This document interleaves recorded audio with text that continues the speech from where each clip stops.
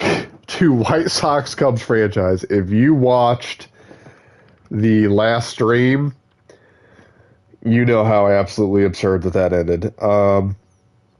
The game just started going berserk, and it started me letting back into the game that had already been taken out.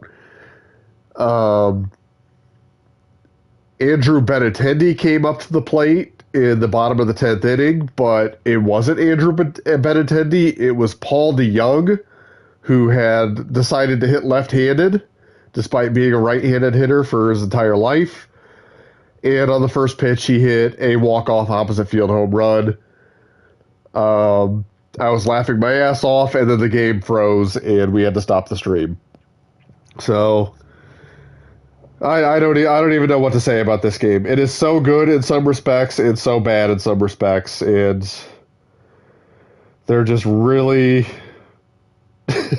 there's just really a lot of work that has to go into this game that doesn't seem to be happening right now. A lot of things are broken. The rosters every year I get this game are just abysmal, and I have to put like 80 to 90 hours into re-rating every single player that's in the game because they're just drastically off of projections. I don't know what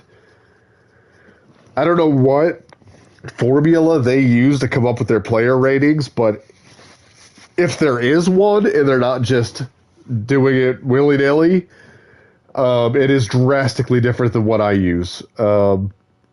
So I don't use past performance. I don't think past performance is super indicative of future performance. I would rather use the projection systems and kind of aggregate those into a projection and make ratings based on that.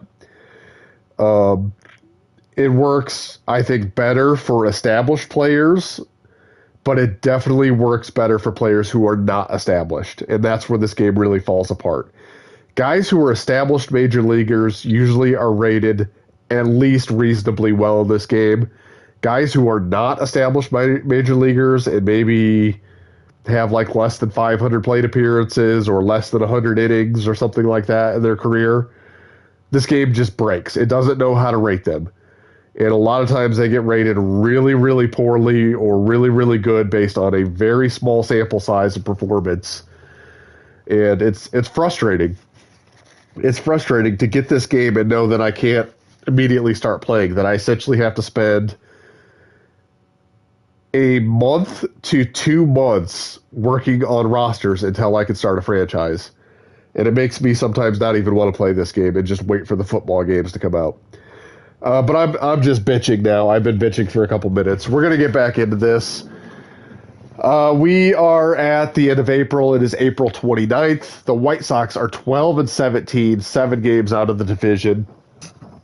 I know Nathan really wants to turn this season, maybe make a run at the AL Central. I don't think that's it, and try to hang around there and keep adding pieces so that next year this team can maybe make a run. The Cubs, on the other hand, 16-12, half game up in the division. This team also not great, but in a division that's not great, has a chance to make the playoffs. Justin Steele's been good. Imanaga has not been great. Tyone's been terrible. Like I'm about done with him, honestly.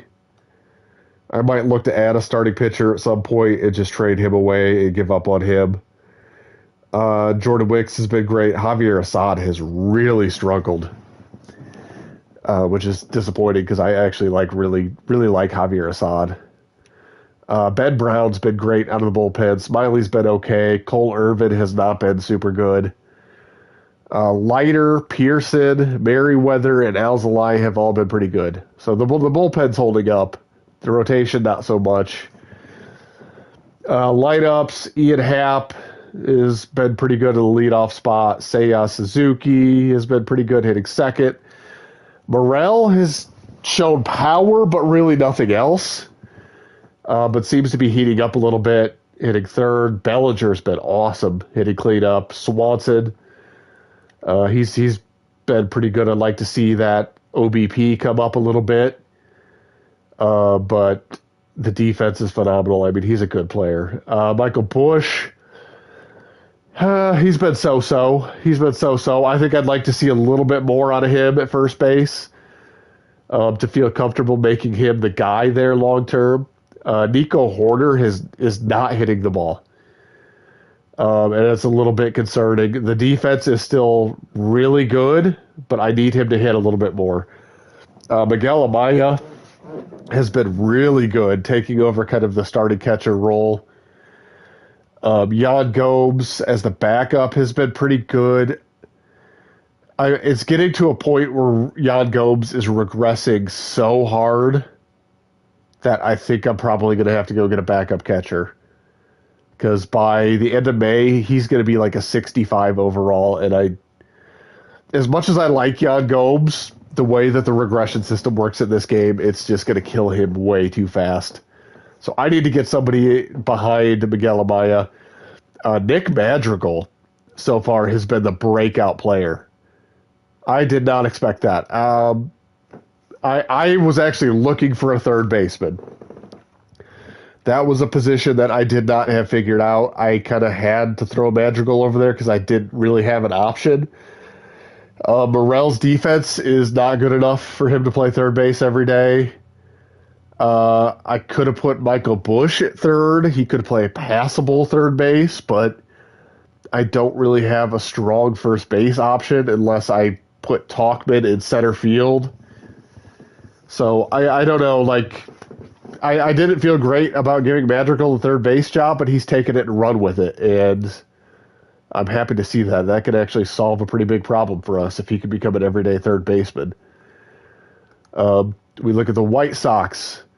Casey Mize pitching great at the top of the rotation. Garrett Crochet pitching really well in the rotation. Drew Thorpe has come up and pitched very well. 23-year-old, a potential rookie. Tristan McKenzie's been really good, and John Means has just been kind of a standard fifth starter. He's kind of there to eat innings. Tuki Toussaint is pitching reasonably well out of the bullpen. Mike Soroka is struggling a bit out of the bullpen. Jake Ader has been really good. Alex Spies has been good in middle relief. Jorge Lopez has been really good. Sean Newcomb has been lights out in the setup role, and Michael Kopech has been really good as the closer as well. So the White Sox pitching is really holding up well right now. It's the bats that have to catch up. We're going to start with the Cubs in this episode. Looks like we got Jordan Wicks against Sean Manaea. Let's see what happens. Looks like a day-to-day injury for Mike Soroka. We're going to keep him active, and we're going to jump into this game. It is a 4-4 game in the top of the eighth. We have a runner on third and one out against Adrian Hauser. Let's jump in.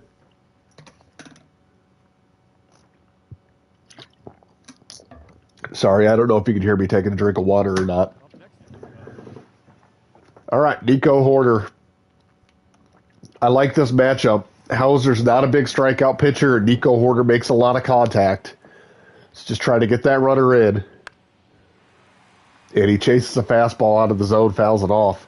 179 with runners in scoring position for Nico. And slider off the plate away, but called strike two. 0-2. Sinker down and in. Nico fights it away. Oh boy, this is a stressful at bat. And it's a 12-6 curve that runs way off the plate, 1-2.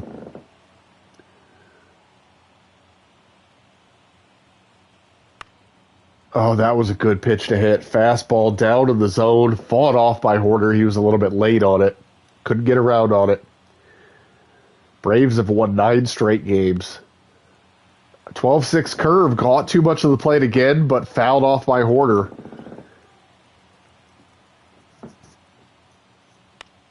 And that ball is lifted into shallow center field. That's going to get down. Base hit for Nico Hoerner. And the Cubs will take a 5-4 lead. Nico needed that. It's been a real struggle for him to start the season. And that's going to lead to a pitching change for the Mets. It's going to be Michael Tolkin. He has an 0.56 ERA in 16 innings pitched. He has been dominant to start the season, and he's going to face Miguel Amaya.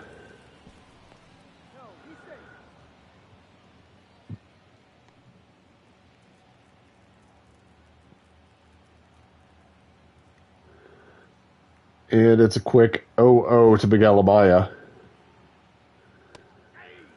And that ball is looked down in the zone, but taken for strike one. Sorry, I'm a touch distracted right now.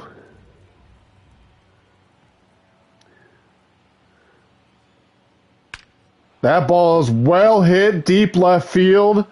It is gone. 2-run homer for Miguel Amaya. And the Cubs have opened this up to a 7-4 lead. Miguel Amaya is really taking hold of this catcher job. After this game, I might look at acquiring a backup catcher. It makes me feel a little bit better knowing that I don't have to go out and try to acquire a starting catcher because Amaya looks to be grabbing that job. But that ball's ripped into center field, but it's going to hang up there and be playable for the center fielder. I don't know who that is out there. Ian Happ, we're back to the top of the lineup. 2 away, top of the 8th, 7-4 Cubs. Michael Tonkin came in to this relief appearance with an 0.56 ERA and gave up a 2-run homer. And he's down 2-0 to Ian Happ to start this at bat. It's been a disaster inning for the New York Mets. It was a 4-4 game coming into this 8th inning. A bloop single for Nico Horner drove in Dansby Swanson to put the Cubs up 5-4. And then a 1-out, 2-run homer by Miguel Amaya put the Cubs up 7-4. And that ball is lifted into right field. That's going to be easily playable for Brandon Nimmo. And that'll do it for the Cubs half of the 8th. We will go to the bottom of the 8th. It is 7-4 Cubs. And it's going to be Pete Alonso leading things off. And it will not be against Drew Smyly. Why does the CPU suck at making pitching decisions? This is a Julian Merriweather spot.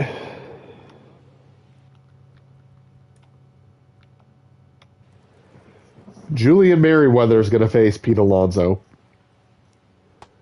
And it's a 12-6 curveball taken low, 1-1, 1-0.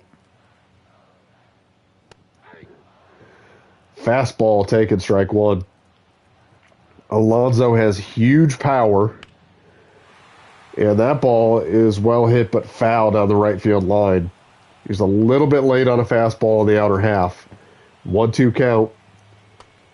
Slider runs way off the plate away. 2-2. Easy take for Alonso.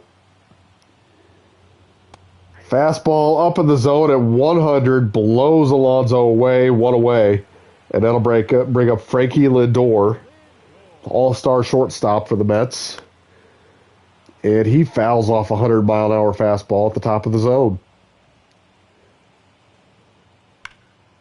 And it is a slider, hangs over the plate. Strike two, fouled away. Fastball runs up and in. Lindor dives out of the way. It's going to be a 1-2 count.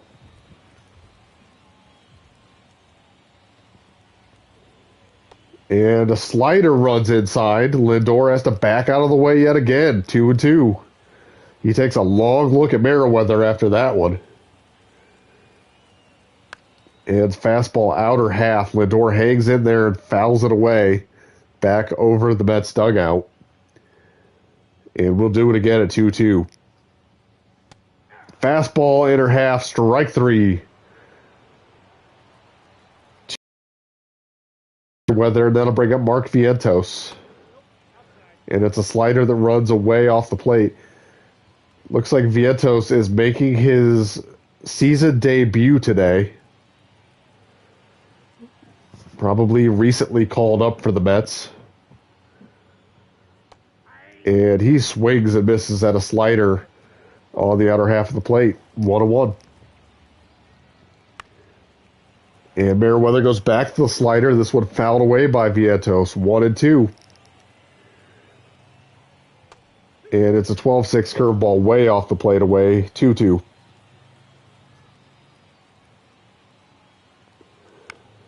Fastball down the heart of the plate. Vientos was late on it. Fouls it away. We'll do it again. 2-2. Slider hangs over the heart of the plate. Well hit. Deep center field. Back goes Bellinger. He watches it go. Mark Vientos goes deep off Julian Merriweather in his first at bat of the season. And it's 7-5. And that'll bring up Tyrone Taylor, who also has no stats on the season. He must have been recently called up, playing center field today. I like Tyrone Taylor. He's not a fantastic defender in center field. Probably fits better in the corners. But he hits the ball pretty well. Probably a borderline everyday player, and he lifts one into shallow right field. Seiya Suzuki comes in and makes the play. And that'll do it for the Mets in the bottom of the 8th. We're going to head to the top of the 9th with a 7-5 Cubs lead. And it will be the aforementioned Seiya Suzuki. And he doesn't have any stats on the season, which means that that's just broken. Because Seiya Suzuki definitely has stats. He's played every game this season pretty much. That's lifted deep to left field. That ball is high off the wall. And it's going to be extra bases for Suzuki to start the 9th. If I'm not mistaken, that's J.D. Martinez out there left. And he barely has a chance on easy plays, let alone that play backing up to the wall. So runner on second, nobody out. Christopher Morel to the plate. Again, the game is showing no stats for the hitters for some reason. But Morel has shown great power early in the season. And that ball is chopped to third, knocked out by Mauricio. Long throw, not in time. The runner holds at second, but that's going to be an infield hit for Christopher Morel. And there's first and second, nobody out for Cody Bellinger, who takes a fastball up in the zone for strike one. The 2019 most valuable player, Cody Bellinger, had a bounce-back season with the Cubs last year. He's keeping up that momentum into this season. And he lifts one deep but foul down the right field line, and that'll run the count to 0-2. It's a loud strike for Michael Tonkin. And it's a curveball lifted into center field. That's going to be playable for Taylor. He comes up throwing into third. The runner tags and is safe. Suzuki moves up to third on the sacrifice fly. And it's going to be runners on the corners with one out for Dansby Swanson.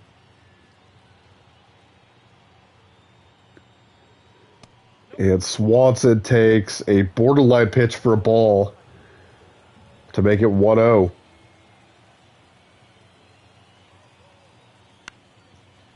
Swanson scored the go-ahead run back in the 8th inning on a bloop single by Nico Horner.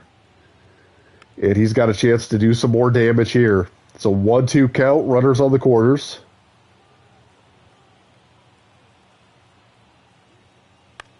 And he loops a slider into right field. That's going to get down for a base hit. And the Cubs take an 8-5 lead. Morel goes first to third on the single.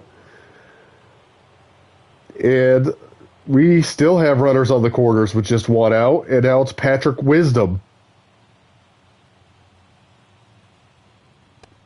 And he swings at a fastball in the inner half and throws his bat down the third base line.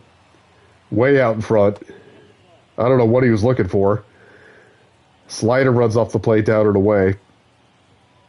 Wisdom has big power, but also strikes out a lot. And he is down to 2 strikes here.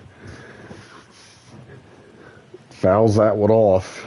And chases a slider. That is your prototypical Patrick Wisdom at bat. Fall behind in the count, and then waving a slider down and away for strike 3. So 2 outs now for Nico Hoerner. And it's a soft grounder back up the middle. That is going to be playable. It's the quick out to second base, and 3 down. And the Cubs are going to take an 8-5 lead to the bottom of the 9th. Adbert Alzolay coming into the game. 3.86 ERA in 11 2/3 innings. He's got 9 saves in 10 opportunities. This will be his 11th opportunity, and he's going to start it off against J.D. Martinez. And it's a slider down. Ball 1.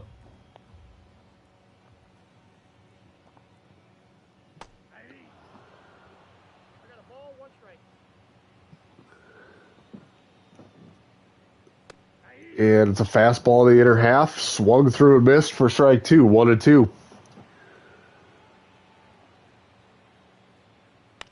The 1-2 by Martinez fouled away. We'll do it again. 1-2.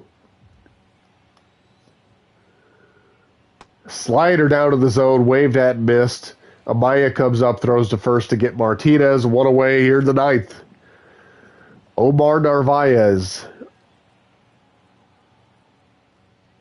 up for the Mets. Narvaez is a player that I really like. He's a pretty good left-handed hitting catcher who plays excellent defense. That was not his MO coming up as a prospect, but really studied pitch framing and positioning behind the plate and really made himself into an elite pitch framer and someone who could be relied upon as one of the better defensive catchers in the game, while maintaining an above-average bat for a catcher. And he chops one to first. That's going to be easily playable for Wisdom. And it's quick 2 outs, so that's going to bring up Trace Thompson, brother of Golden State Warriors splash brother Klay Thompson. And he fouls off the first pitch, 0-1. Trace Thompson has pretty good power speed combination, but strikes out a lot. Has never been able to hit for enough average to stick as a regular player in the major leagues. He's kind of been a shuttle guy, someone who bounces back and forth between AAA and Major League Baseball. And he takes a ball low on the slider, run it to 2-2. Mets down to their last strike. The 2-2 is chopped to short. Swanson comes in, backhands those to first in time, and the Cubs win. A big offensive performance late in the game by the Cubs seals up what is a relatively easy win. And for some reason, it looked like the Mets were celebrating in the dugout, despite having lost 8-5. This game, I'll tell you what, this game just is not good. Hopefully the game doesn't freeze. All right, we seem to be all right. No pitching stats for Drew Smiley. No pitching stats for Adrian Hauser. I mean, I don't know what's happening here.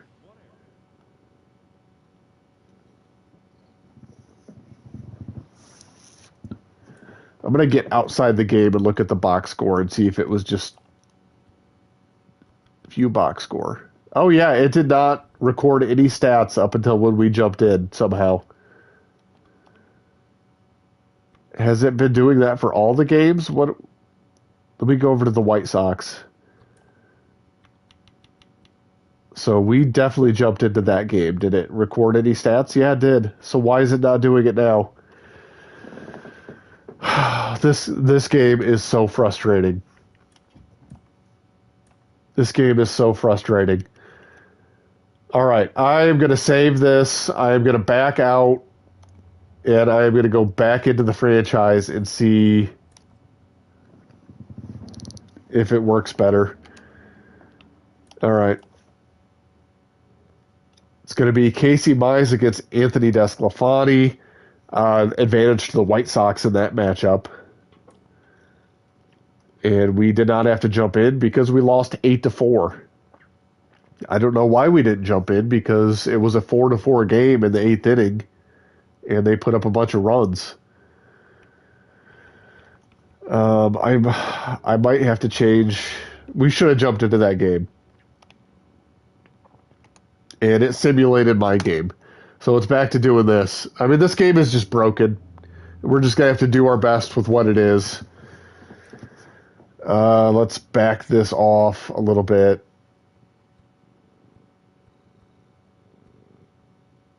Top of the 8th, game tied. Yeah, I want to come into these type of situations. So let's leave it right there. Yeah, we're down a run to start the bottom of the 8th. This is exactly the type of situation that I want to be in. Let's jump in with Eloy Jimenez.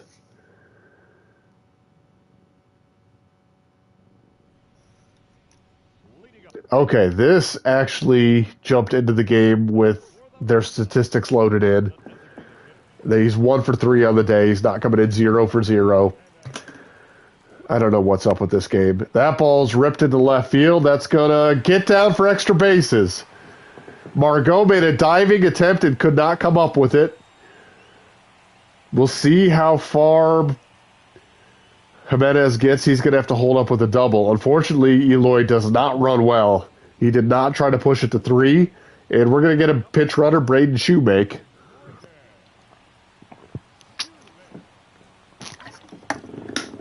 They love pitch running for Eloy Jimenez. And that's going to bring up Josh Naylor. He's 1 for 3 with the single. He has struggled a bit since coming over to the White Sox, hitting just .234 with a OPS under 700. He needs to get it going. And this is a big opportunity. A base hit here could tie this game up. He's got a tough matchup against the lefty Thielbar.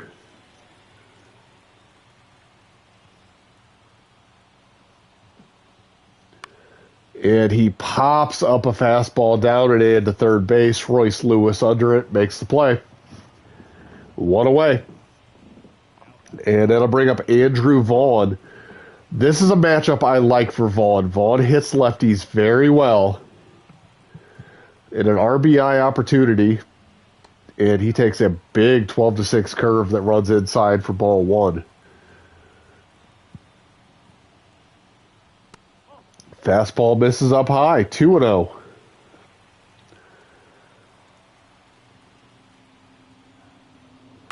And it's a fastball fouled back. Vaughn was all over that. Needs to just straighten it out. That ball's ripped into right field. It's going to hang up and be playable for Max Kepler. The runner does not try to advance to third. And it's going to be 2 outs and a runner on second now for Joe Adell. Adell still having a very good season here for the White Sox. He's cooled off a bit of late, but still has an OPS above 900. Only hitting .207 with runners in scoring position. And he swings through a fastball up in the zone, 0-2. There is a lot of strikeout in Joe Adell's game.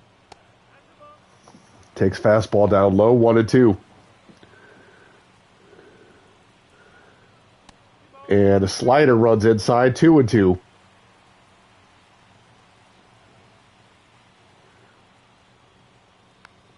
Oh, that was a fastball way down out of the zone, and Adell swung at it, but was able to foul it off.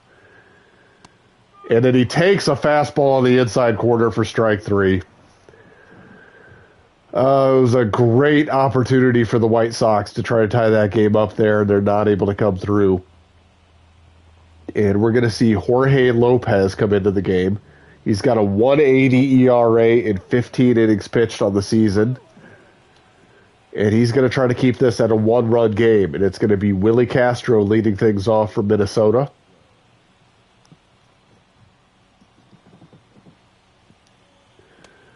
And he takes a circle change on the inner half for strike one. And it's a ground ball up the middle. Tough play for Nicky Lopez. Throw to first in time. He had to rage up the middle and make a cross-body throw. It was on the target just in time to get Castro with about a half a step to spare. And it's going to be one away here at the top of the ninth with Manny Margot up to the plate. And he lifts one into deep left field. Back goes Benintendi. He will make the catch a couple steps shy of the warning track. 2 away now for Royce Lewis.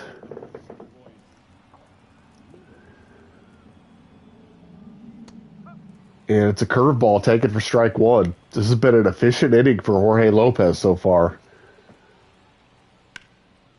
And it's another curveball fouled away, strike two. Lopez is coming right after these Twins hitters. And he misses with a curveball down, trying to get Lewis to chase one. Curveball off the plate away, 2-2. And curveball runs away, full count.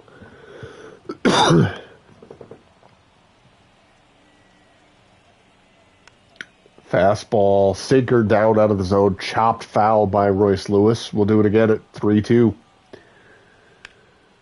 Hard grounder into the hole right. Andrew Vaughn does not have the range to get to that. That's going to be a base hit. So a 2-out hit for Royce Lewis keeps this top of the ninth alive for Minnesota, and it'll be Byron Buxton. He's got big power, and he hits a line drive down the third base line. That's going to be extra bases. The White Sox are going to hurry this in. Lewis is going to try to come around and score, but he is thrown out by plenty to end the inning. It was an aggressive send, but probably the right call with 2 outs. The White Sox put together a good relay to get that ball in and were able to cut down the runner at the plate. But now they got their work cut out for them against all-star closer Yoan Duran. He has not allowed an earned run in 10 2/3 innings pitched. He's 11 for 11 in save opportunities.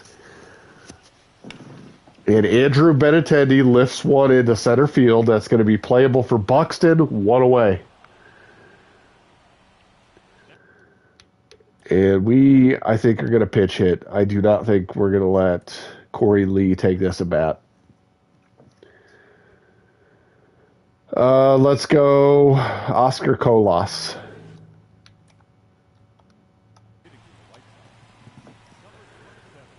Colas has decent power. We're hoping he can run into one. And he lifts one into left field. That is going to hang up and be playable for Manny Margot. 2 away. And it is Nicky Lopez. He's got to try to keep this game alive and turn the lineup over. And he fouls back a 101-mile-an-hour fastball. And takes ball 1 down low, 1-1. Curveball down low, 2-1. Fastball on the outside half, 2-2. Sox down to their last strike. And it's a fastball on the outer half, swung through and missed. And the Minnesota Twins hold on to beat the Chicago White Sox 2-1.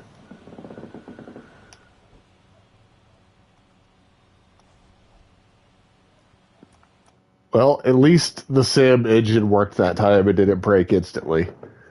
That's all that we can hope for, but it's one of the few times that we've jumped into a game and not come away with a win. All right, that series is over.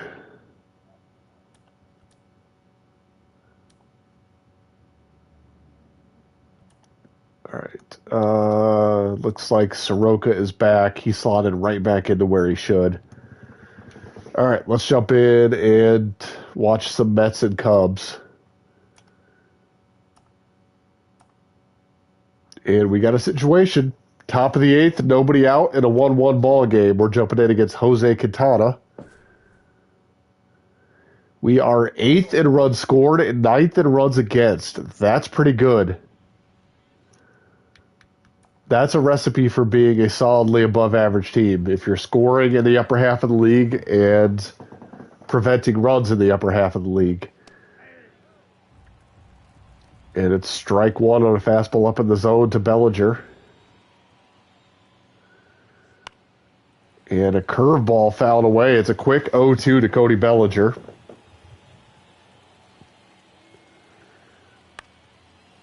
And he fouls back. It's a slurve taken down in the dirt. Ball 1-2. And it's a fastball outer half. Bellinger reaches out and pops it up foul, but in play for Pete Alonso, 1 away. And that'll bring up Dansby Swanson. He's 0 for 2 with a walk and a run. He's got the lone Cubs run in this game. And he rips one foul down the third baseline for strike one. And takes strike two on a sinker on the inner half. And he lifts one deep into left field, but that's going to hang up and be playable for J.D. Martinez. And it's a quick 2 outs here in the top of the eighth. And that's going to bring up Patrick Wisdom. We would love to see him get a hold of one. He's got big-time power. And he takes a sinker on the outer half for strike one.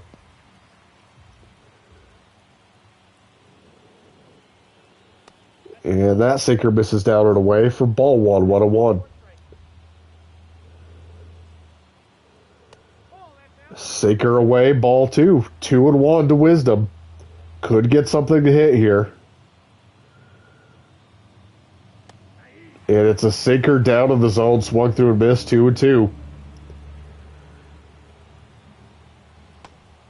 And it's a changeup taken low, ball 3. Full count to Patrick Wisdom. Nico Horner on deck. And it's taken for ball 4. A 2-out walk for Patrick Wisdom, and that'll bring Nico Horner to the plate, who's 2 for 3 with a double and a single.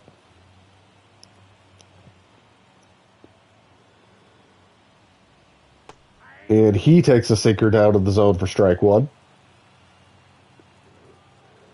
Quintana's been aggressive early in the count. Comes back with a curveball that misses down low, 1-1.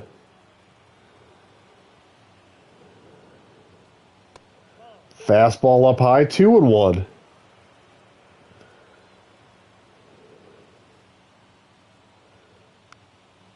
It's a sinker down out of the zone, chopped foul by Horner. He chased a little bit.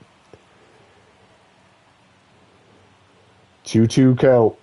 And it is a slurve that comes back and catches the zone. Strikes out Horner looking. And we will head to the bottom of the eighth. It's 1-1. And it's going to be Ben Brown coming in to pitch the eighth inning for the Cubs.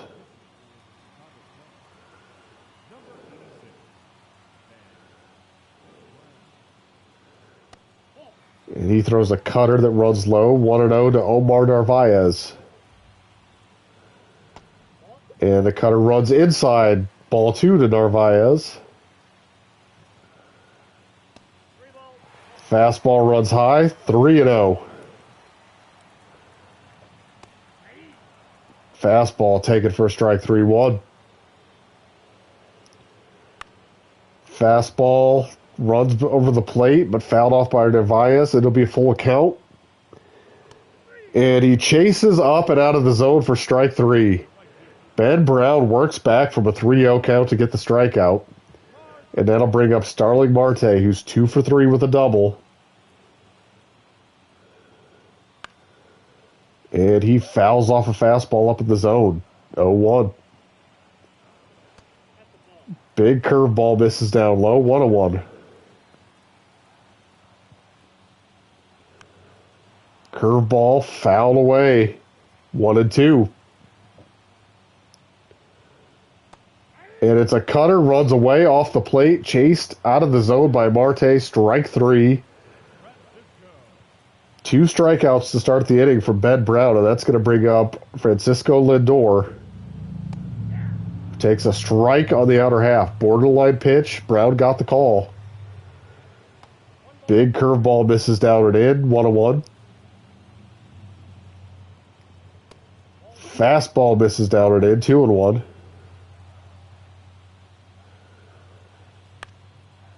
It's a 2-seamer left out over the plate, but fouled away by Lindor. It's 2-2. Curveball misses in the dirt. Full count. Jeff McNeil on deck. And swing and a miss and a fastball down. Ben Brown strikes out the side in the bottom of the 8th, and we're going to head to the 9th. It's still 1-1. And it's going to be Miguel Amaya to lead off the Cubs half of the 9th. And he takes a sinker inside, strike 1.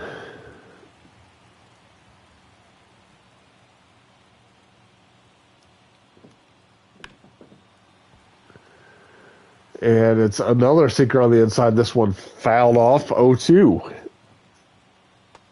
And a big curveball runs inside, chased by Amaya, swing and a miss, strike 3, 1 away.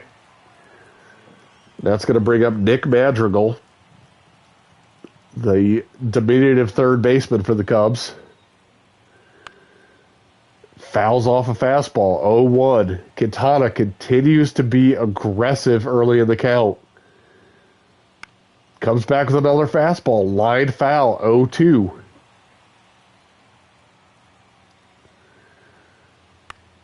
And it's a fastball left over the plate, and it's lined in the left field for a base hit for Nick Madrigal.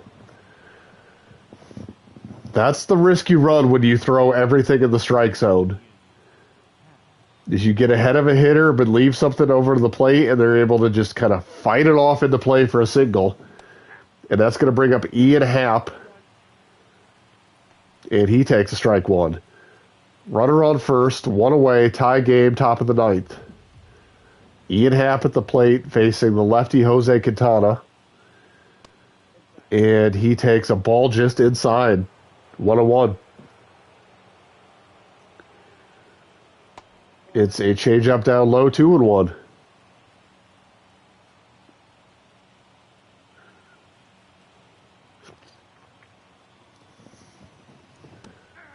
Sinker off the plate away, but called strike 2. Tough strike for Ian Happ. There's no way he could hit that. And now he has to protect on a changeup in the same spot and swings and misses. And that's going to bring up Seiya Suzuki with 2 away. Go-ahead run on first. And he takes a fastball, inner half, strike 1.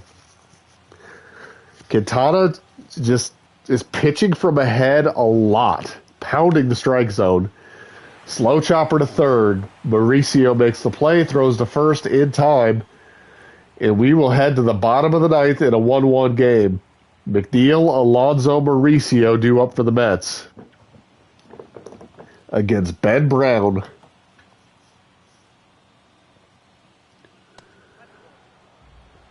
And he misses high to McNeil for ball 1.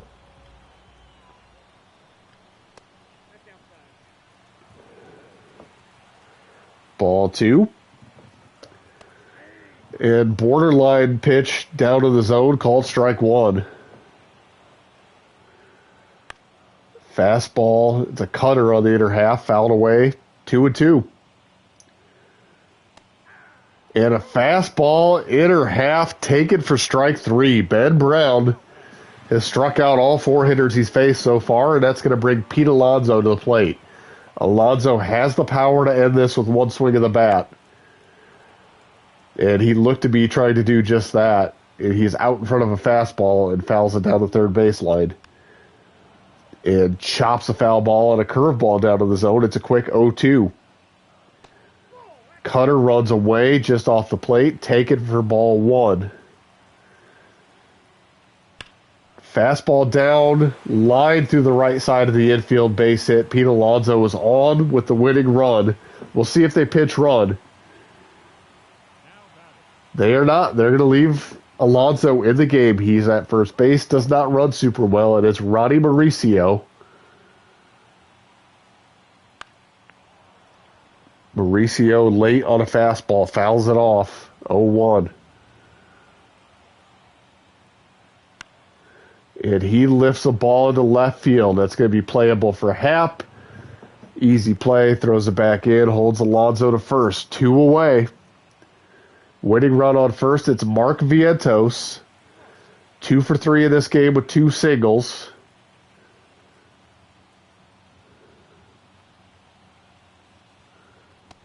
And it is a fastball in the outer half, taken for strike 1.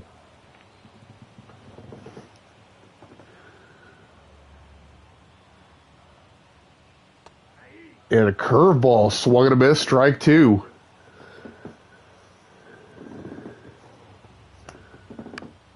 Fastball lifted, shallow right field. Suzuki in, makes the play. We're going to extra innings in a 1-1 ball game. Ben Brown works 2 scoreless innings to keep the Cubs in this game.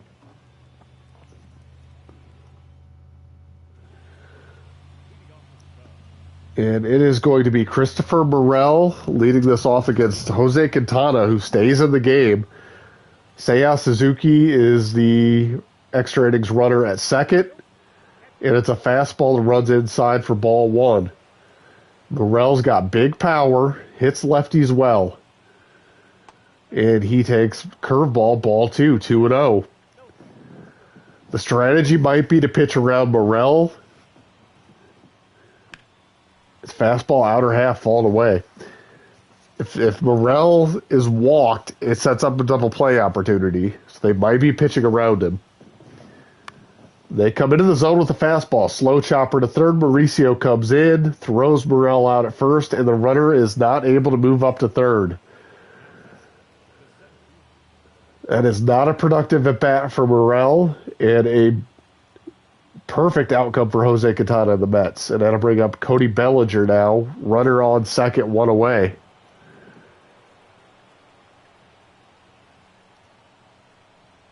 And Bellinger takes a changeup down in the zone to even the count at 1-1.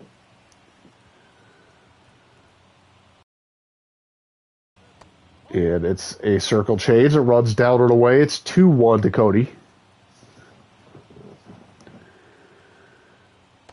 And it's a sinker that runs low. 3-1 now. Dansby Swanson on deck.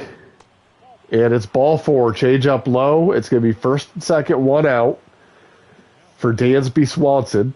Jose Quintana still pitching.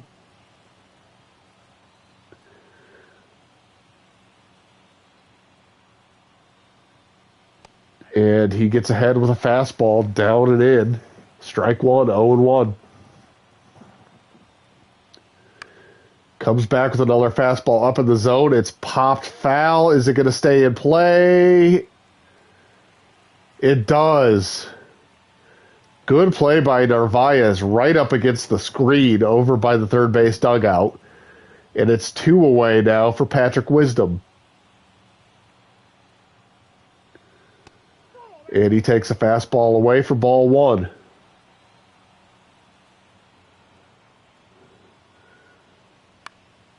And it's a line drive foul down the right field line. 1-1. Wisdom was a little bit late on that fastball. And he's late on that sinker. It's 1-2.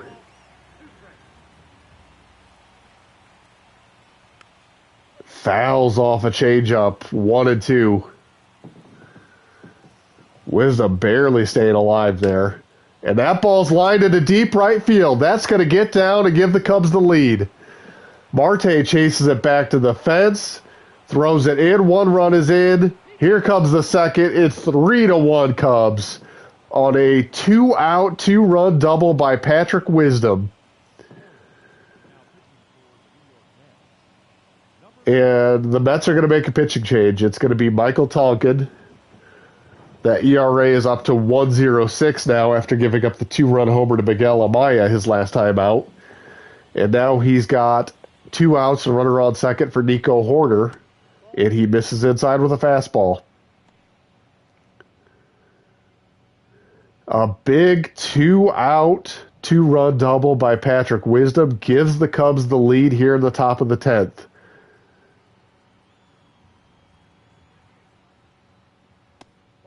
And it's a ball two. Seeker runs low to Nico, hitting just a buck 72 with runners in scoring position. And he takes ball three away. And it's Tonkin's nemesis, Amaya, on deck. He got him for a two-run homer last game. That's taken for a strike. 3-1.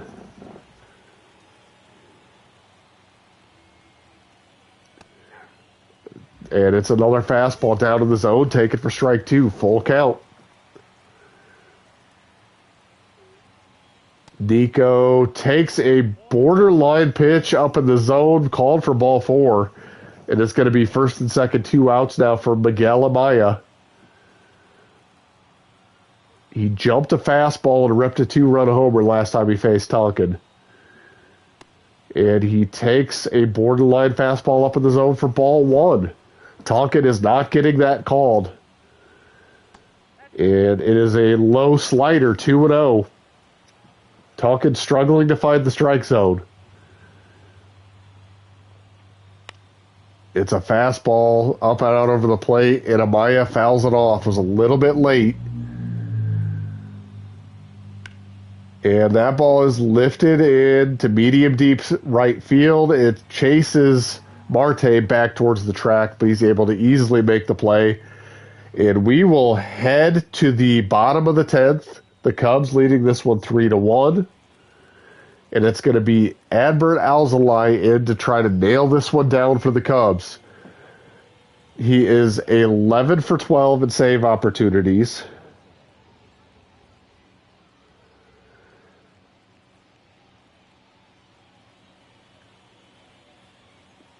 Hold on, my wife is wanting to call me. I might have to pause this.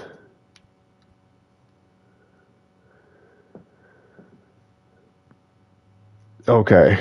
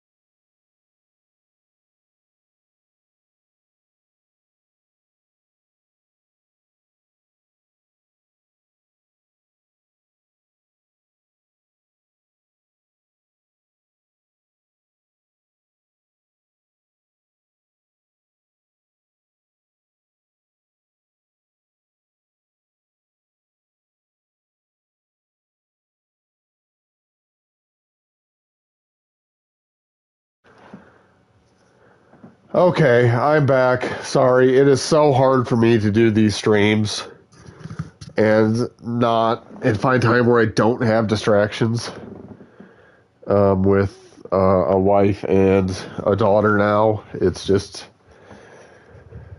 pretty much 24/7 having to be on call. So even finding like an hour at a time where I'm not going to be interrupted is basically impossible these days. But we're back.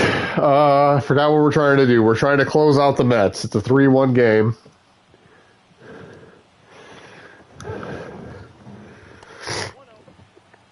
A 1-0 count to Tyrone Taylor. Mark Vientos on second base. The tying run at the plate. Adbert Alzolay on trying to get the save for the Cubs. And it's a fastball down in the zone, fouled away. 1-2 count to Taylor.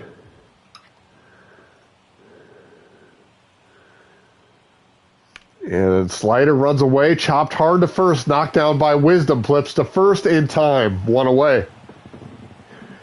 That's a big first out. Vientos moves over to third on the ground out, but his run is not the important one. It's the run at the plate that matters, and it's J.D. Martinez, who takes strike one on a fastball down in the zone. Martinez hitting .091 with runners in scoring position this season, and he takes a half swing at a fastball down and in. It's called strike two. I think he went around. And it's a slider that hangs over the plate, lifted into center field. That's going to be playable for Bellinger. Vientos is going to tag from third and score fairly easily. And it's a 3-2 game, but the Cubs get the second out. And it'll be Omar Narvaez up to the plate as the Mets' last chance in this game. And he takes a slow curve down and in for ball one. He's 3 for 6 against Alzolay in his career. And he takes a fastball up in the zone, strike one, 1-1. And it's a line drive up the middle, knocked down by Swanson, long throw to first in time to get the catcher running. And the Cubs come away with a 3-2 victory. The damage done on a 2-out, 2-run double by Patrick Wisdom. And the Cubs get a late inning victory against the New York Mets here on the road. Ben Brown, 2 scoreless innings of relief, gets the win. Adbert Alzolay comes in and pitches the bottom of the 10th, holds the Mets to 1 run, and is able to get the save. Shoto Imanaga went 7 innings. Struck out 9, allowed 1 earned run, kept the Cubs in this ball game. And it is a good road victory against a decent Mets team. Well, I guess it's a terrible Mets team. They're 10-22. They should be a lot better than that, but I guess they're not. All right, where are we at? Minnesota beat the White Sox. Okay. Raimel Tapia is still hurt. We're going to keep him on the DL. Drew Thorpe against Steven Matz.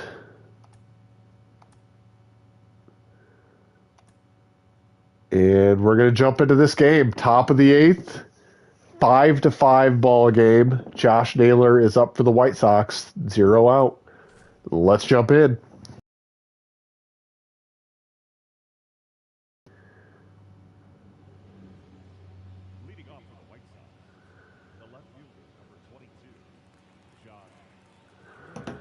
Oh, shit. I forgot to change. All right, we're going to be taking this first pitch. Sorry, I got distracted. ADHD. And we take a fastball down the middle. Fuck. Okay. All right, Josh Naylor, 1 for 3 on the day. Down 0-1 in the count thanks to my stupidity. And it's a circle change. Take it down in the zone, 0-2.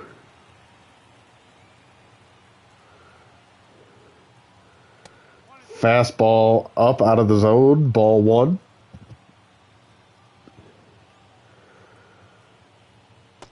And changeup off the plate away, 2-2.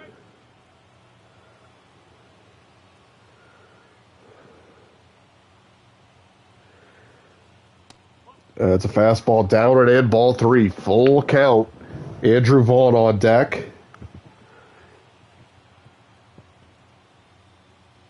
And it's ball 4. Changeup runs off the plate away, and Josh Naylor takes a leadoff walk. And that'll bring up Andrew Vaughn. He is off to a slow start to the season.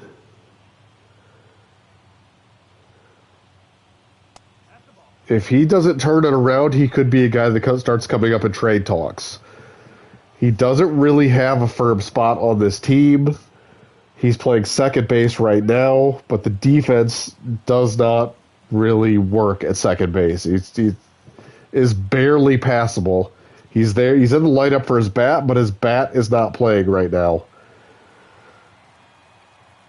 So you have to think if somebody comes available who's a better fit for this White Sox team, it could be Vaughn, who's on the way out. But he's got an opportunity here to come up big and try to put the White Sox in a position to win this ball game. It's a 1-2 count against Gallegos, and he fouls off a fastball.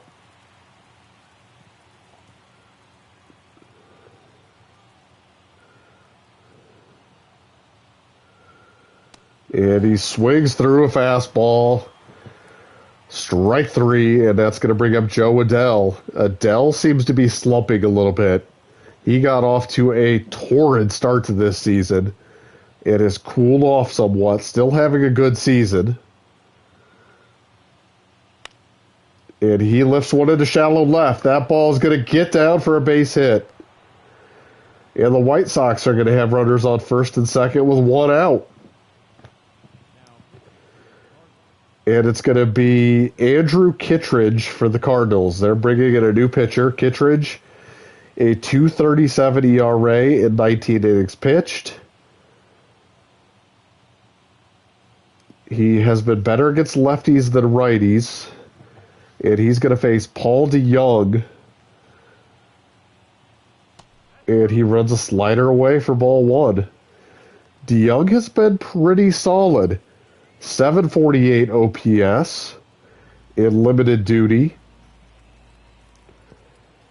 He is a pretty decent defensive player, so if he has a league average OPS, he's going to be a slightly above average player, and you'll take that out of Paul DeYoung. But he waves and misses at a slider away there, and it's going to make it 1-2.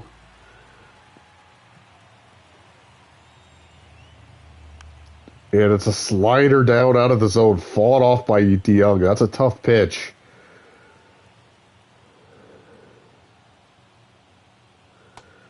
That slider runs away, 2-2.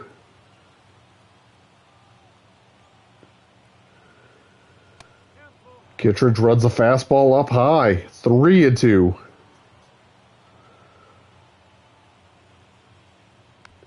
Slider over the plate, fouled away by DeYoung. DeYoung really battling here. Slider down low, ball 4. Bases loaded. 1 away, and it is Carlos Perez up to the plate, the backup catcher. And I think we're going to make a substitution. Corey Lee is available. He will come into this game, but we're going to pinch hit for right now. Benintendi is probably the best option. Not really any exciting options off that bench. I think Benintendi is the guy.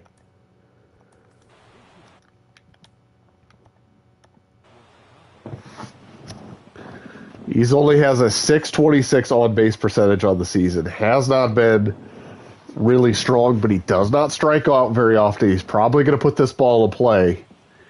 Just hope it's not on the ground. And he takes a slider, strike 1.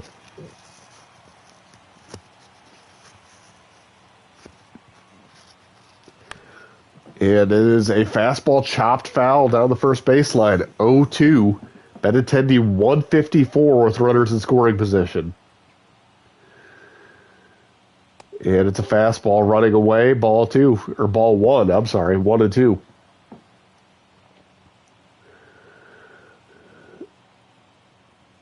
And that ball's ripped into center field. That is going to get down for a hit. 1 run is in. Here comes the second run. It is 7-5 White Sox on a 2-run single by Andrew Benintendi. And that's going to bring up Nicky Lopez. He takes a sinker over the heart of the plate for strike 1.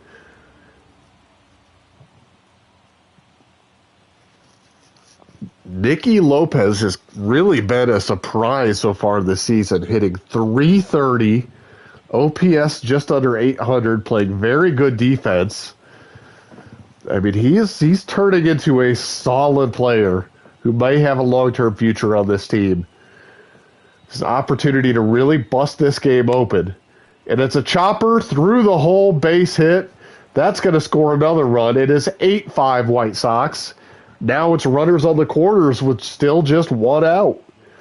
And Yoan Moncada to the plate. And it is a sinker taken on the outside half for strike 1. Moncada hitting .259 on the season, only a .716 OPS. Like to see him hit for a little bit more OBP and power.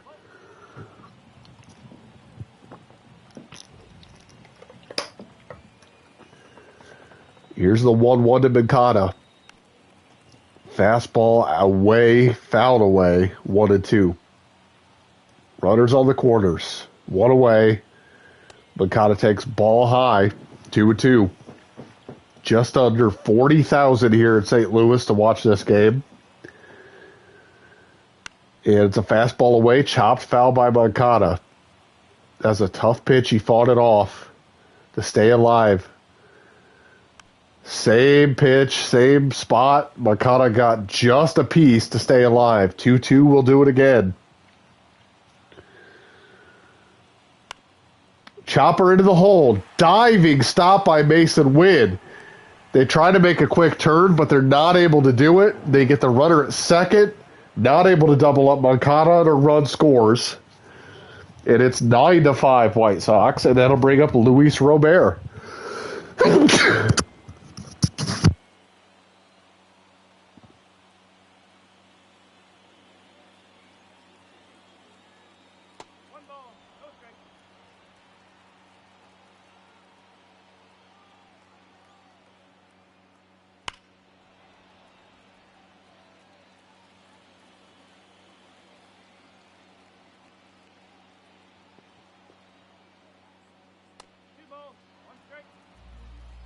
I love living with a cat.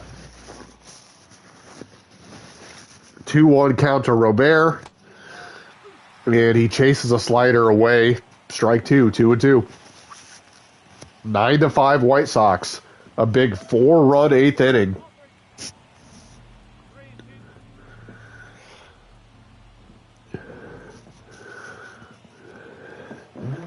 Full count to Robert. Line drive, base hit through the right side. It's going to be 2 on, 2 out for Eloy Jimenez. And it's another pitching change for the Cardinals. They're going to Ryan Fernandez, the right-hander with a 6 ERA and 6 innings pitched. He's more of a long relief type.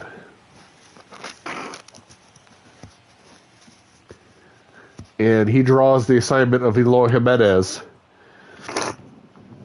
And Jimenez takes ball 1 on a fastball up out of the zone.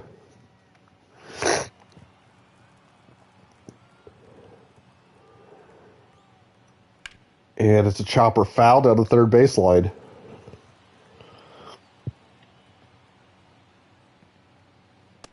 And fastball misses down low, 2-1.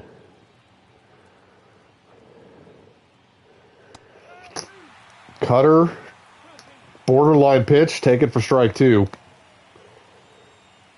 And Eloy lifts one into deep right field. That's going to get down for extra bases. 1 run is in. The second one is coming around, and he will score. Robert, it's 11-5 White Sox on the 2-out, 2-run double by Eloy Jimenez. The White Sox have busted this game wide open with a 6th-run 8th inning. And that brings up Josh Naylor, who was the first batter of this inning. He's getting his second at bat of the inning.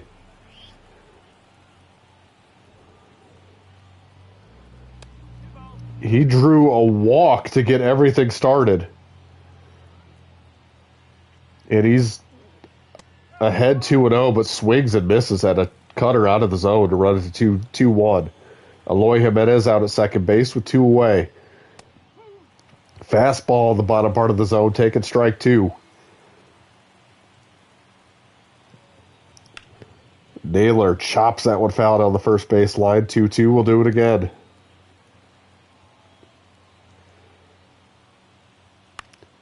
Fastball up in the zone, fouled away. 2-2.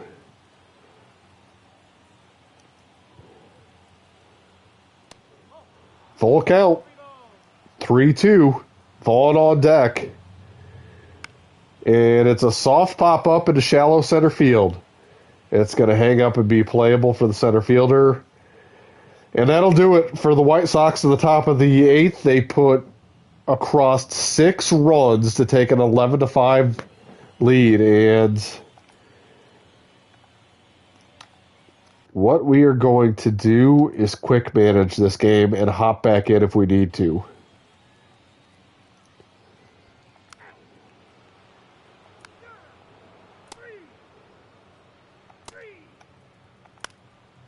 DeYoung singles, Joe Adell singles, DeYoung singles, Corey Lee singles, Nicky Lopez singles, hit by pitch, Luis Robert strikes out, Eloy Jimenez hits a grand slam. It is 17-5. A double for Josh Naylor, a single for Vaughn. Finally, mercifully, the St. Louis gets probably what is going to be their last out of the game. It is 17-5. I don't know if I want Adair to finish this out. How's the bullpen doing? Let's go Spies. Let's get him some work.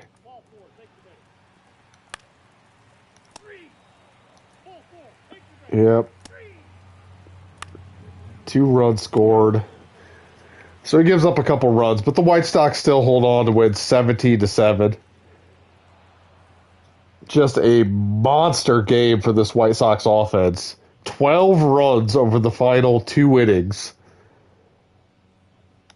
to pull out a 17-7 victory. Jake Adair gets the win out of the bullpen. Loss goes to Giovanni Gallegos. 2 home run game for Eloy Jimenez. Yeah, it simmed my game again. Why is it doing that? That is so frustrating. All right, we'll switch off every other day, I guess.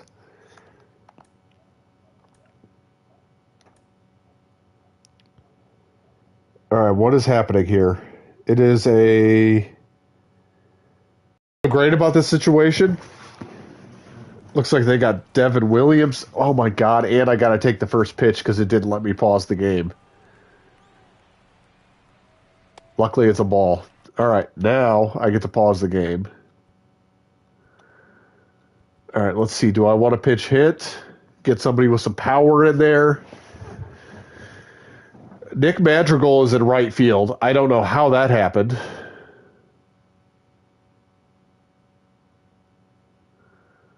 Whatever. This might be a Cody Bellinger spot. Let's do Cody Bellinger.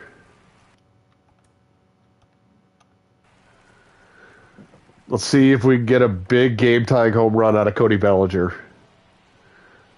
The 1-0 is lined into left field. That's going to get down for a base hit. So we stay alive.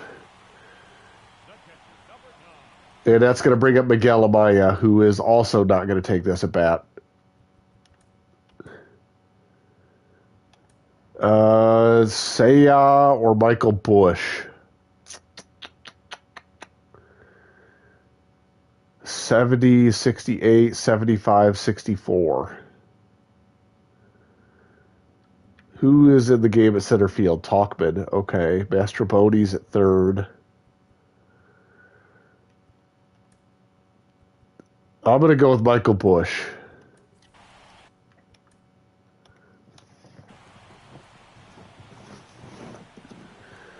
All right, come on. We need another 2-out hit. Let's keep this game alive. It's a screwball, swung and a miss, strike one.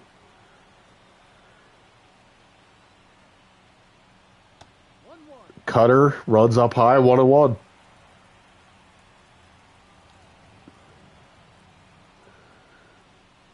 And it's a screwball down in the dirt, skillfully blocked by Contreras. It's 2-1 to Michael Bush. Fouls off a fastball. Cubs down to their last out. Down to their last strike.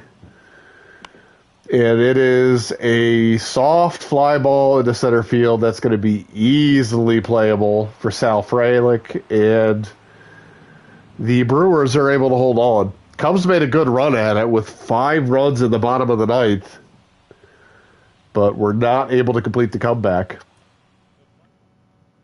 Cole Irvin gave up 4 runs in relief. I mean, that's just not working out.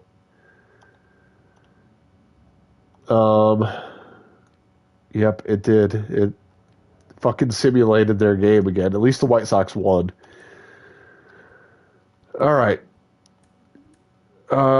Trade block. It looks like there is at least a couple new players on the trade block. So next time I stop, I will go over all that with Nathan and see if he wants to make any moves. It looks like mostly pitchers. But I would really like to acquire somebody to pitch in long relief. Because I don't want...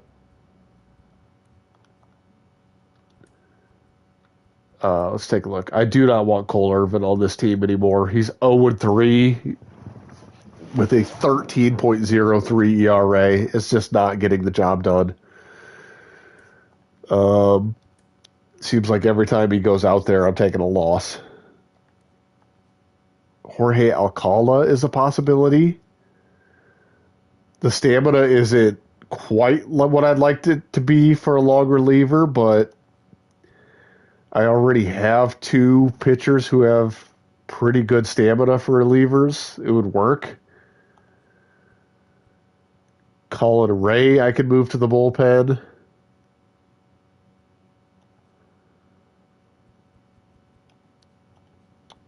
Zach Little, I could move to the bullpen.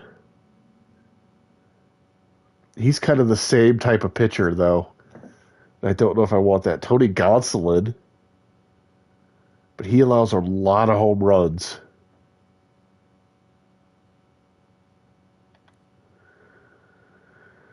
Oh, God, I might do that. I might move Gonsolin. And I also need a backup catcher.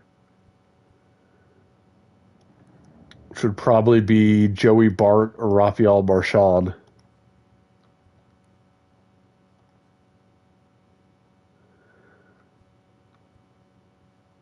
Okay. So Gonsolin or Alcala. Alcala is just a better pitcher. I think I want Alcala. What's it going to take to get him? I also have Nate Pearson down, and he's in middle relief right now. Never mind. Luke Little is in AAA, but he's not a long reliever.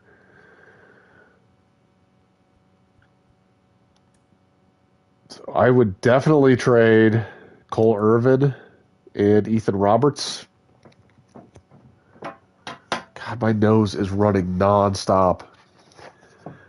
It's just a shitty day for allergies, and this stupid cat makes me have allergies every single day of my life.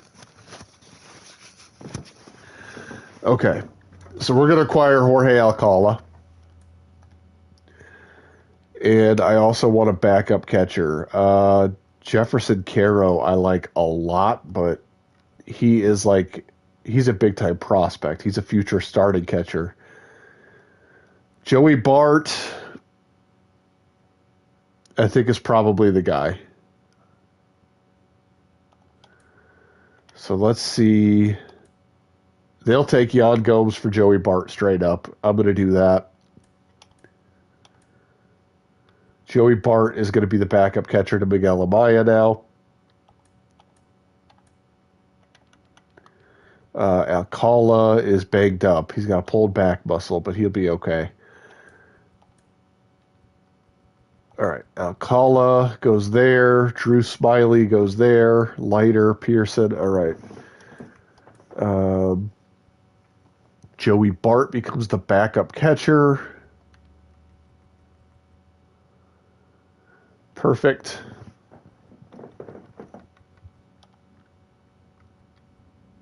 All right, let's see. Let's check in on the White Sox. And it's a 6-5 White Sox lead with 2 outs in the bottom of the 8th. Victor Scott, the speedy outfielder for the Cardinals, is on first, and Ivan Herrera is up to the plate. Let's jump in.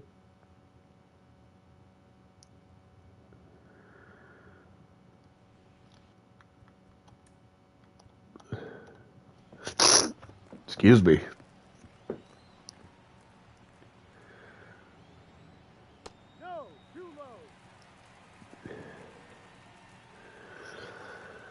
And Jorge Lopez delivers the ball low. Victor Scott steals second base easily. The tying run on second base. A base hit will tie this thing up for Ivan Herrera. And he lifts one deep to right field. That's going to be a tough play for Adele. Going back, cannot make the play. It's going to be an RBI ground rule double, and this game is tied. Oh, no. And now a single by Tommy Edman could give the Cardinals the lead here in the bottom of the 8th.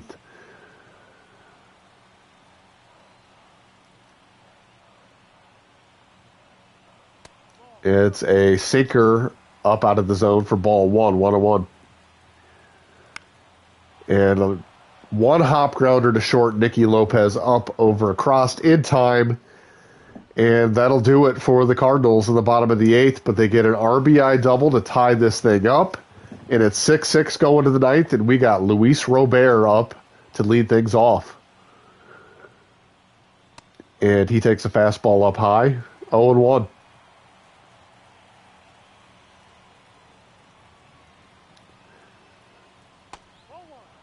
And that is a curveball inside for ball 1. That one was off the plate, and they actually called it a ball. They gave him the high strike on the first pitch. That ball was a borderline pitch in the bottom of the zone that went against Gallegos, so it's 2-1. That was a better pitch than the first pitch that was called a strike, in my opinion. Fastball inside. Robert swings and fouls it off, 2-2. Fastball over the heart of the plate, fouled straight back by Robert. We'll do it again at 2-2.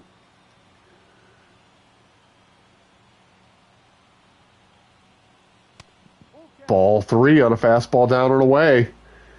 Full count. Luis Robert. And he swings through a slider, strike 3. And there'll be one away for Eloy Jimenez.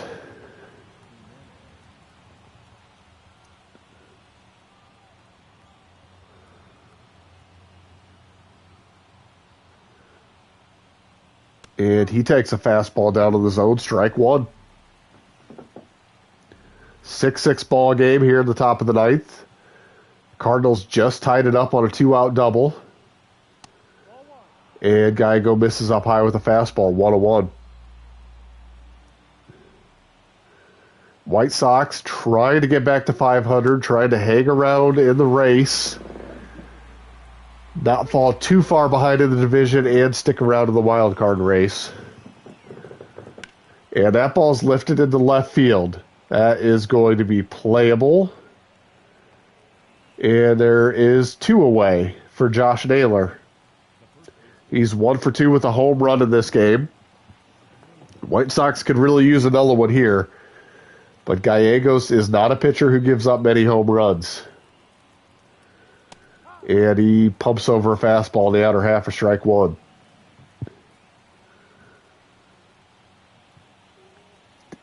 Fastball down in the zone, chopped to short. Mason wins, scoops, throws to first in time. And we'll head to the bottom of the ninth. The White Sox are trying to cling to a 6-6 tie and push this into extra innings. And it's going to be Mason Wynn, 3 for 4 with a triple-double single in this game. Home run short of the cycle, facing Jorge Lopez here in the bottom of the ninth.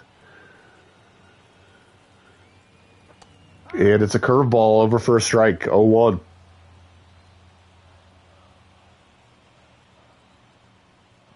And curveball misses down low, 1-1.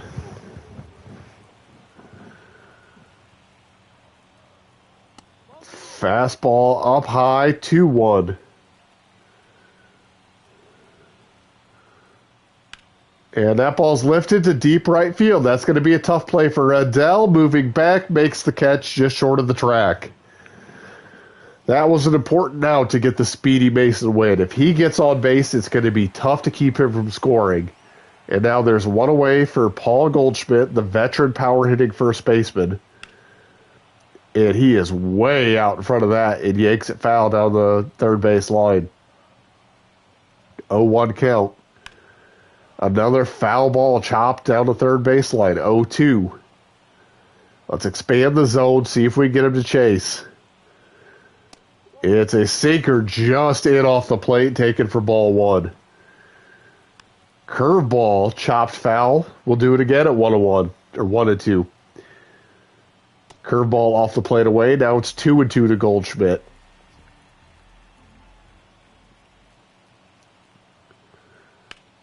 And it is a slider up over the plate, lifted harmlessly into center field. Robert settles under it, makes the play for the second out. And that'll bring up Nolan Gorman, power hitting infielder for the catcher, or for the Cardinals.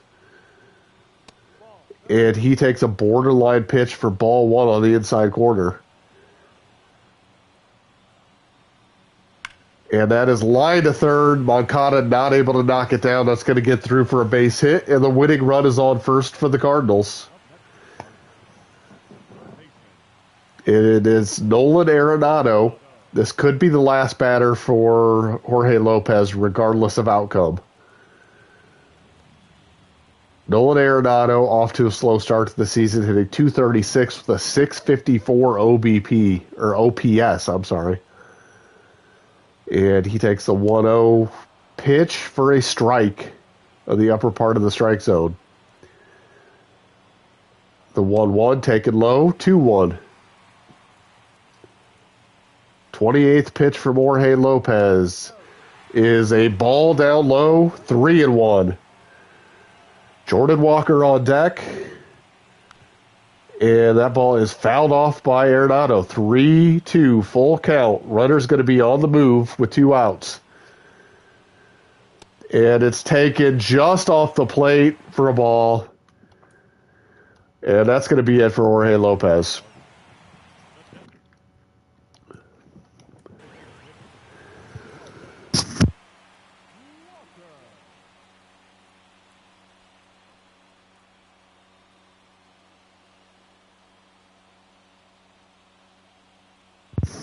Oh, excuse me. Yeah, Michael Kopech. Putting him in the game. We got to keep this game alive. We got to get it to extra innings, and we need Kopech to get Jordan Walker.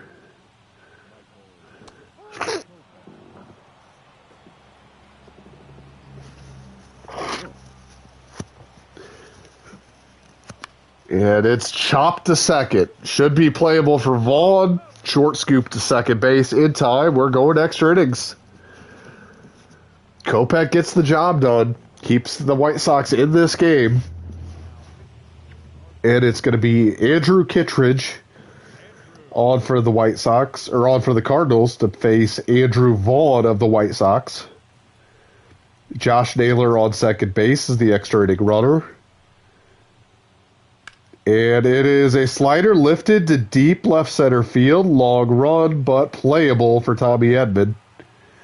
Naylor tags and moves up to third base. It's a productive out. And now we're going to see Braden Shoemake come in and pitch run over at third base. He's going to have a better chance than Naylor to score on a fly ball or a ground ball back up the middle from Joe Adell. And first pitch, strike to Adell, a sinker on the lower part of the strike zone away. That pitch is almost in the exact same spot, taken for strike 2, 0-2. And a slider down to the dirt, blocked by Herrera. Taken for ball 1, 1-2. The 1-2 to Joe Adell.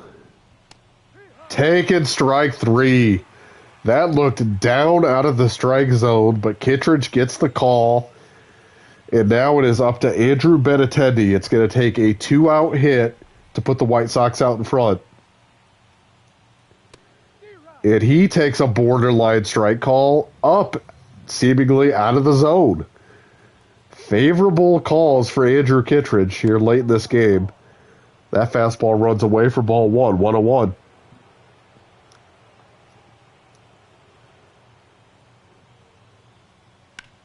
Ground ball to short. Mason Wynn. Fields throws to first in time. And the White Sox do not score in the top of the 10th. And the Cardinals are going to come to the plate with a chance to walk this off with a runner on second, nobody out. Paul DeYoung at first base. I don't love that. Let's see. I think there's a better defensive alignment out there. I think Andrew Vaughn goes to first base. And DeYoung plays second.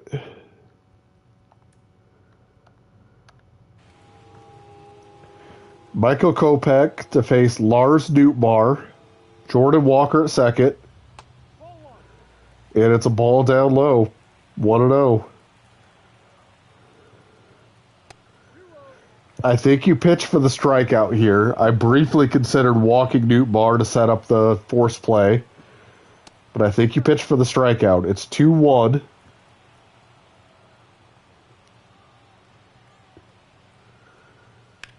And that's lifted into right field.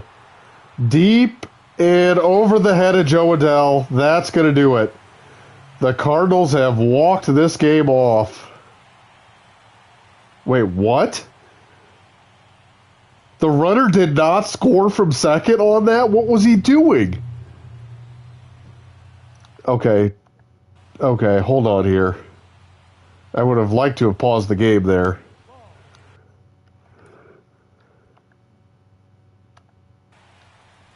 All right. We need to intentionally walk this batter. I don't know how the run did not score from second on that. That must have been miserable base running by Jordan Walker. Bases loaded, nobody out. Force play at the plate, and it's a wild pitch. The runner does not try to score from third. I don't know what Jordan Walker is doing over at third base. That is 2 plays in a row that I do not know how he did not score the winning run. Swing and a miss and a slider down to the zone. Absolute clown show on the base path for the Cardinals here in the 9th. And it's popped up. In play for Moncada, makes the catch, 1 away. And now the White Sox are a double play away from getting out of this inning. It is Tommy Edman, who does run well. And it's a fastball that misses down low. Ball 1, 1-0, bases loaded, 1 out. And it's a squeeze play. He bunts it, he pops it up. It's going to be a double play. They tried a suicide squeeze, and he popped the bunt out. Oh my God. The Cardinals did not score. The White Sox got out of that. What a shit show for the Cardinals in the 10th inning, and we're going to the 11th. Corey Lee to lead off against Andrew Kittredge. Benintendi out at second as the extra inning runner. It's 2-0 to Corey Lee.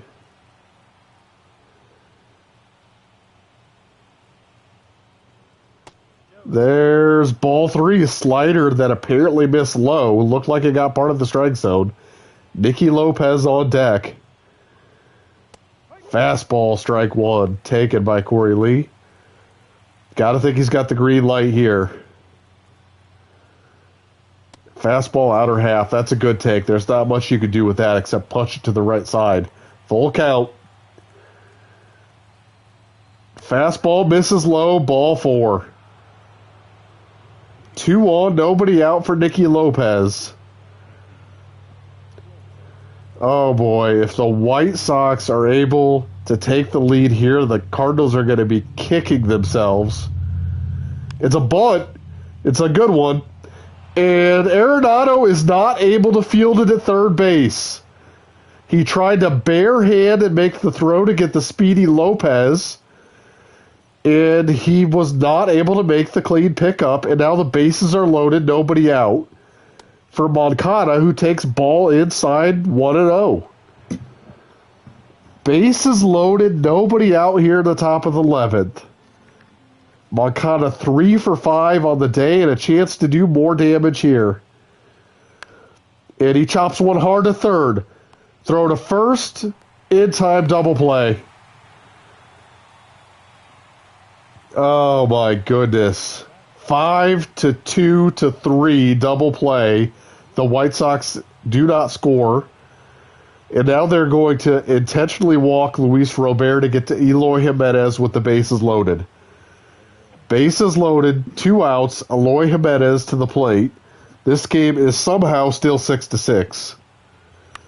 Chopper up the middle, base hit. The White Sox are going to take the lead. 1 run is in. Here comes the throw. It is not in time. 8-6 White Sox on the 2-out, 2 RBI single by Eloy Jimenez. And now the Cardinals are making a pitching change. It's going to be Nick Robertson to face Paul DeYoung. But the damage is done. DeYoung rips one foul. First and second, 2 outs. Fastball runs inside, ball 1, 1-1. Just an unbelievable turn of events here in this game. The Cardinals absolutely piss away an opportunity to win the game in the bottom of the 10th twice. And then the White Sox come through with a big 2-out hit here in the 11th to take an 8-6 lead. We are now going to head to the bottom of the 11th. Michael Kopech still in the game, having only thrown 14 pitches, will face Mason Wynn. And it is a foul ball out of play. 0-1. Tommy Edman at second. Nobody out. And a swing and a miss at a curveball. 0-2 to Mason Wynn. And he's late on a fastball, but is able to foul it off and stay alive.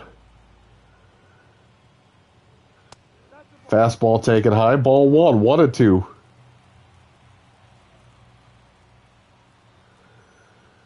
And slider taken. Strike 3, 1 away here in the bottom of the 11th. Paul Goldschmidt will come to the plate. He has the power to tie this game. Kopech has to be careful. And fastball chopped up the middle. Lopez up the middle makes the play, throws to first in time. 2 away, runner moves up to third. And it is Nolan Gorman as the last chance for the Cardinals. And he chops one hard to second. DeYoung Fields throws to first. The White Sox have won this game in remarkable fashion. This game should have ended in the bottom of the 10th. 2 base running blunders by Jordan Walker. And he gets left at third base.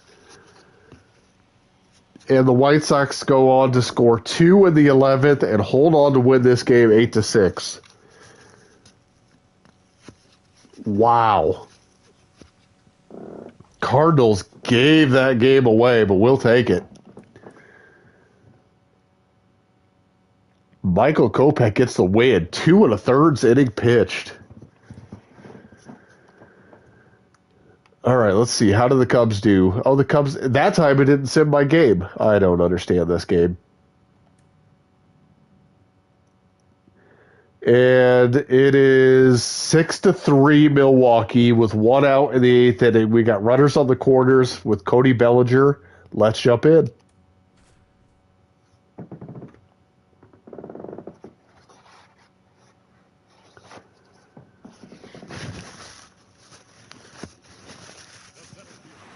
Cody Bellinger hitting .348. Ah, fuck, I didn't turn it.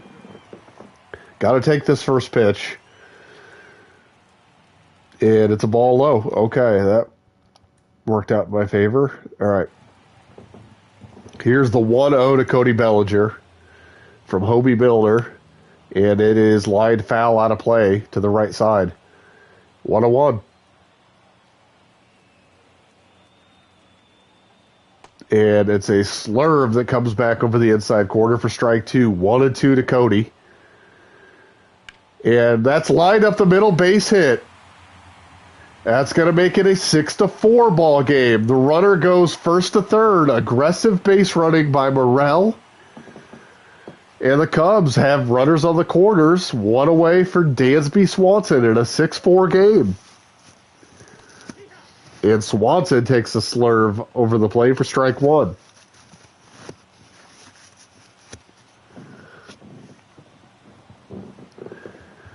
Oh, 1 to Swanson. The side-winding Hobie Builder delivers. Swing and a miss and a changeup, strike 2.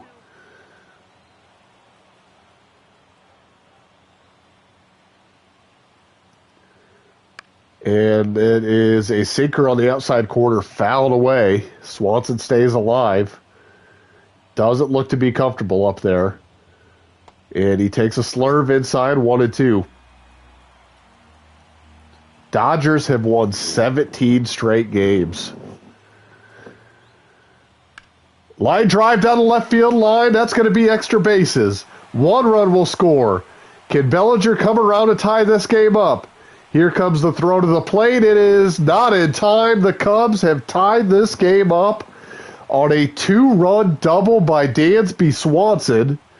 And that's going to be it for Hobie Builder. Milwaukee's going to Joel Payamps.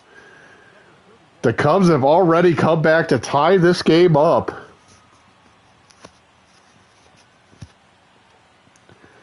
And it is Patrick Wisdom. And he fouls off a slider. I don't love this matchup, but I'm going to leave Wisdom.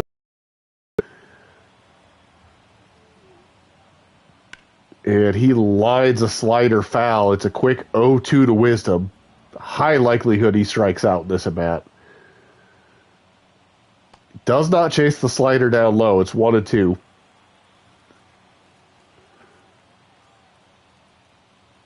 There's the swing and a miss. Strike 3. Patrick Wisdom chases the slider down and away, and that's going to bring up Nico Hoerner. Swanson runs pretty well at second base. A base hit from Hoerner can give the Cubs the lead. And it is a pitch that skips away. Throw to third. Not in time. Swanson takes a bit of a gamble, moves up to third. And it's going to be a 1-0 pitch to Nico Hoerner with a go-ahead run on third. And he takes a slider inside, ball 2.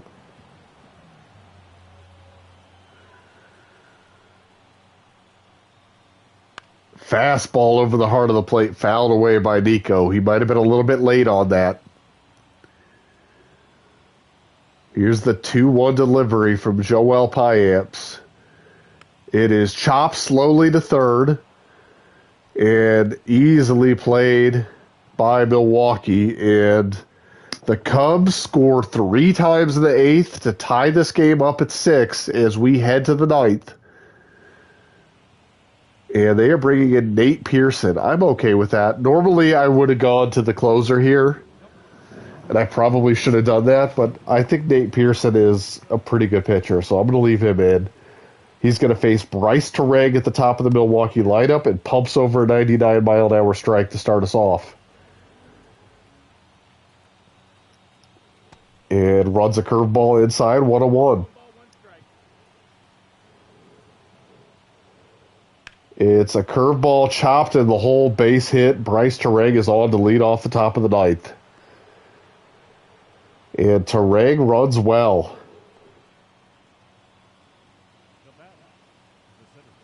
And that'll bring up Sal Frelick. Runner on first. And it is a fastball fouled away by Frelick. He's a little bit late. There's a slide step by Pearson trying to hold that runner at first. Here's the 0-1. Pumped over for a strike at 100 miles an hour. It's 0-2 to Frelick. Curveball in the dirt bounces away. The runner moves up to second. A costly wild pitch from Nate Pearson. And now the go-ahead runs at second. Curveball chopped to short. Swanson fields, throws to first in time, and it holds the runner at second. One away, and it's William Contreras, younger brother of former Cub Wilson Contreras. He may have developed into an even better player than his brother, which I don't think was the projection as a prospect. But he's definitely better defensively behind the plate and has the offensive skill set to carry that into all-star performance. And he swings to a fastball up in the zone. 1-2 count. Slider down and away. Swing and a miss. Strike 3. Big strikeout by Nate Pearson. He's 1 out away from getting out of this 9th inning. He's got to get Rhys Hoskins. Hoskins, a big power-hitting first baseman. Hits lefties a little bit better. He is hitting just 187 with runners in scoring position on the season. And Pearson misses away with a fastball. It's 2-0. Pearson misses upstairs with a fastball. 3-0. Willie Adames on deck for Milwaukee. Fastball, strike 1. Up and on the outer half. 3-1 count to Hoskins. It is a curveball down low. Ball 4. Hoskins is on. And it's going to be Willie Adames with a chance to be a hero for Milwaukee. First and second, 2 away. And he lifts a fastball to center field. That's going to be playable for Bellinger. Settles under it, makes the catch. And we head to the bottom of the 9th in a 6-6 ball game. Cubs have a chance to walk this off and send this Wrigley Field home happy. And it's going to be Miguel Amaya to get us started.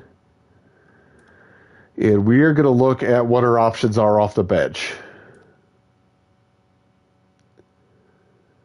Joey Bart is on the bench. He would come in and take over as catcher if we pitch hit here.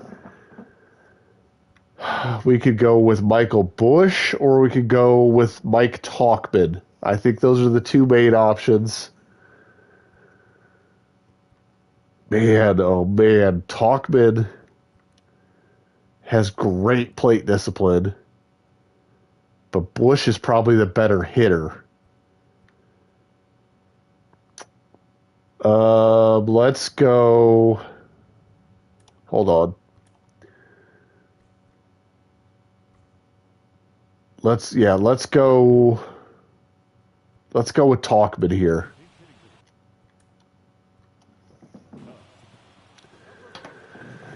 I have a feeling Talkman's going to get on base.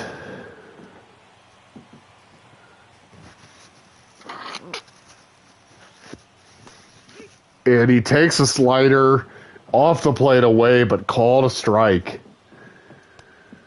And that fastball runs inside 1-1. That looked like a better pitch than the first one. Chopper to second. It's going to be easily played.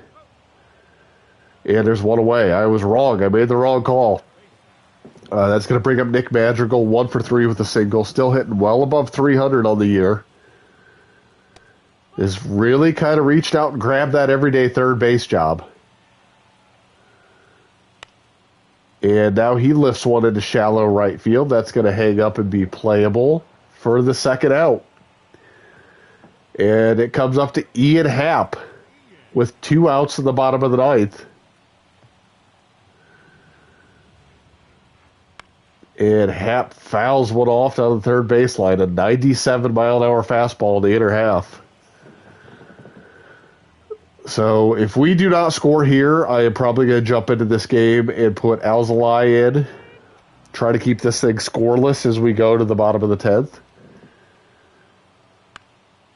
And it's popped up. That's going to stay in play. I believe that is Tyler Black over at third who gets under it and makes the play. We're going to extras. It's been a lot of extra innings in this stream. Talkman is not playing catcher. It's going to be Joey Bart. And we are going to go to quick manage. We are going to pitch change. And it's going to be Adbert Alzolay. Willie Adames at second. Kristen Yelich up to the plate. Runner on second. Nobody out. Cubs trying to keep this in a 6-6 ball game and have a chance to walk it off in the bottom of the 10th. And it's a sinker that runs just away. It's going to be a 1-1 count to Yelich.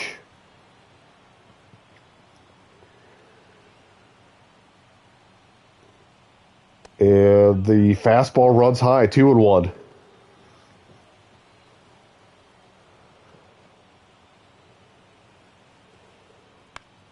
And it's a sinker down low, chopped foul, 2-2.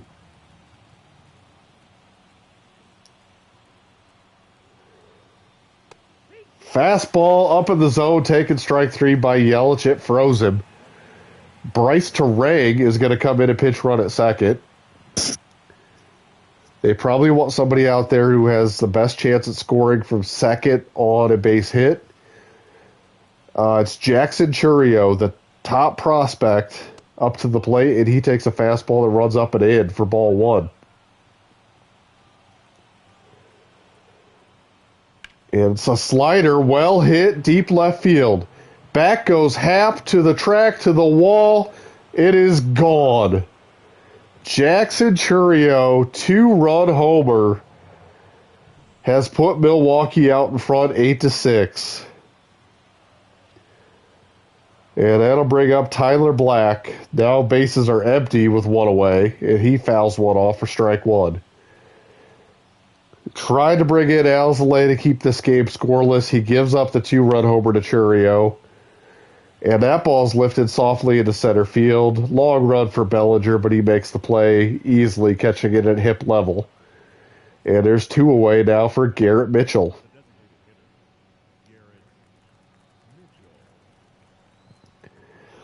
Cubs are going to have to get 2 in the bottom of the 10th to keep this game alive. And it is a slider that doesn't quite find its way back to the plate. Misses away 1-0. And fastball barely catches the outside corner for strike 1. 1-1. And that's a hard hit ball to second. Scooped by Horner, throw to first in time. 8-6 Brewers, thanks to the 2-run homer by Jackson Churio. The Cubs need 2 to keep this alive. It's Suzuki, Morel, Bellinger due up, and Bryce Terang is going to stay in and play short for Milwaukee. Payamp staying in the game. It's Ian Happ at second. Seiya Suzuki to the plate. And Suzuki takes a strike. Fastball up in the zone.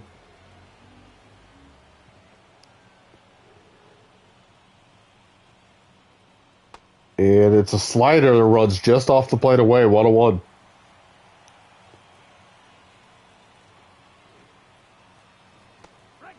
And that is a slider down and away, strike 2. Just caught the zone. It's a 1-2 count. Slider, outside corner, taken, strike 3 by Seiya. And that's going to bring up Christopher Morel. Morel has plenty of power. Deed hit, and he takes a first pitch fastball for a strike. 0-1 to Morel, tying run at the plate, and he pops up a slider that was on the inner half. Is it going to get out of play? It is not. Hoskins able to run it in over by the on-deck circle, and that's going to bring up Cody Bellinger as the last chance for the Cubs.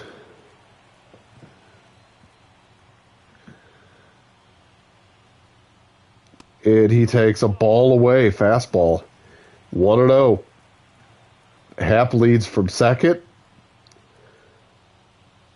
Bellinger takes a fastball down and in, strike 1. That looked like a good pitch to hit. Payamps comes back with a slider, misses away, 2-1. Bellinger has to be setting fastball here.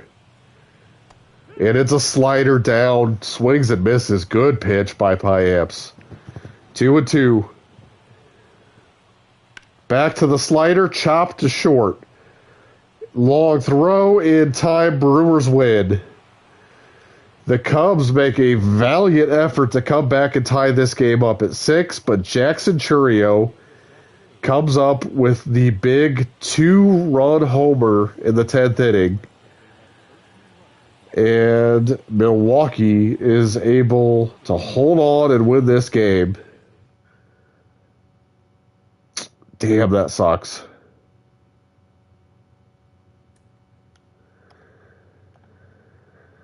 All right, so we are through May 5th. I think I'm probably going to pause here, go mow the lawn. And I may come back to this later, probably just watching a full game, if I'm being honest. Thank you for watching. It's been fun. Gonna definitely do this again. And hope you're enjoying White Sox Cubs franchise.